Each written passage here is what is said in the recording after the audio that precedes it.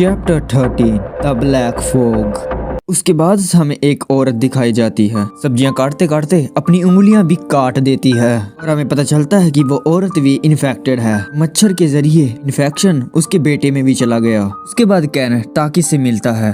टाकी उसे बताता है कि तमूरा के बारे में। वो कहता है कि जहाँ तमूरा पकड़ा गया था वो वही जगह थी जहाँ वो 4 साल पहले एक लड़की को किडनैप किया था।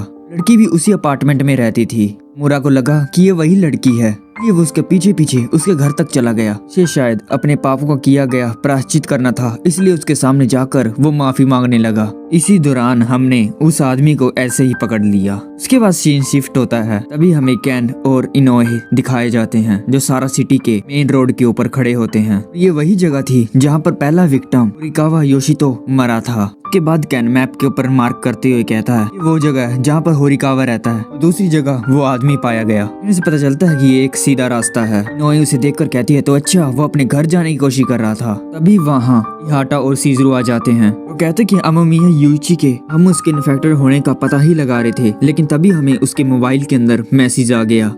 Chapter 14 worst case scenario.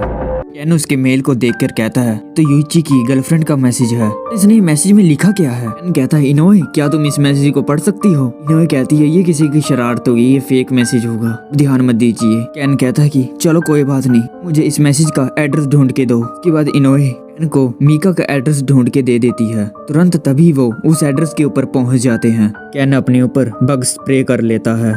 तभी कैन की निगाह उस वाले घर के ऊपर पड़ती है।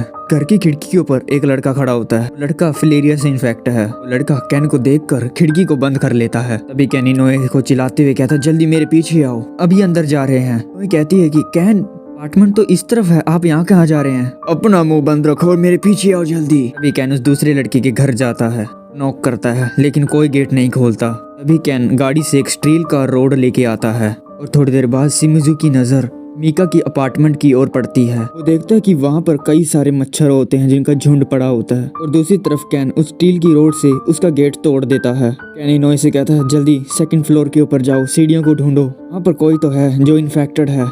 और तभी इनोए सीढ़ियों की ओर चली जाती है और कैन को स्मेल आ रही होती है बड़ी गंदी ब्लड जैसी। तभी कैन सामने वाले दरवाजा खोलता है तो कमरे के अंदर दिखता है कि औरत ने सब्जी के साथ साथ अपने हाथ की उंगलियां भी काट ली हैं। ये वही होते हैं जो हमें स्टार्टिंग में दिखाए गए थे। उसके पास जाता है और कहता है कि क्या आप ठीक हैं मैम? औरत मरती मरती कहती है कि रुक जाओ, मेरा काम बस होने ही वाला है। वो चाकू उठाने की कोशिश करती है। वो चाकू उसके हाथ से फिसल जाता है और कैन के पैर में घुस जाता है। समझ जाता है कि उसका अब बैंड बच चुका है। उस चाकू पर उस औरत का खून लगा होता है। खून कैन की बॉडी में चला गया।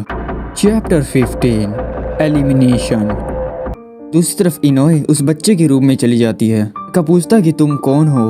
इनोए बताती है कि मैं एक पुलिस ऑफिसर हूँ, परेशान मत हो, मैं तुम्हें बचा लूंगी, बस थोड़ा सा बीमार हो और कुछ नहीं, चलो मेरे साथ, तुम्हें अस्पताल में लेके चलती हूँ। ये मेरा डिटेक्टिव साथी भी है, मैं उसे भी बता देती हूँ। और दूसरी तरफ कैन अभी भी घबराया हुआ होता है। वो अपने पैर से चाकू निकाल देता है, अपने जख्म के ऊपर खाना बनाने वाला तेल डाल लेता है, जिसे इनोए उसे ये करते देख लेती है। कैन कहता है हाँ तुमने सही कहा, ये वैसा ही है जैसे तुम्हें दिख रहा है, मेरे ऊपर भी वो खून अब लग चुका है। ये देख के शौक हो जाती है। कहता है कि बिना मेरे पास आए जल्दी एम्बुलेंस को फोन लगाओ। उन्हें कहो ऊपर वाले बच्चे को मिलाकर यहाँ पर 3 लोग घायल हैं, लेकिन आम एम्बुलेंस से काम नहीं चलेगा। ये बताओ कि यहाँ पर फिलेरिया से इन्फेक्टेड आदमी है। इनोए रोते हुए कहती है लेकिन आप मर गए, अब आगे क्या होगा? कहता है कि जरूरी नहीं कि ऐसा ही हो, मुझे अभी ब्लड जांच करवानी है, अगर नतीजे बेकार आए तो समझ लेना कि मेरी छिट्टी पिट्टी गुल हो गई। मैं तुमसे सिर्फ ये कहना चाहता हूँ जिसने भी ये वायरस बनाया है वो सबसे ज्यादा खतरनाक है। हमारा सबसे पहले मकसद है कि उसको पकड़ना, मुझे छोड़ के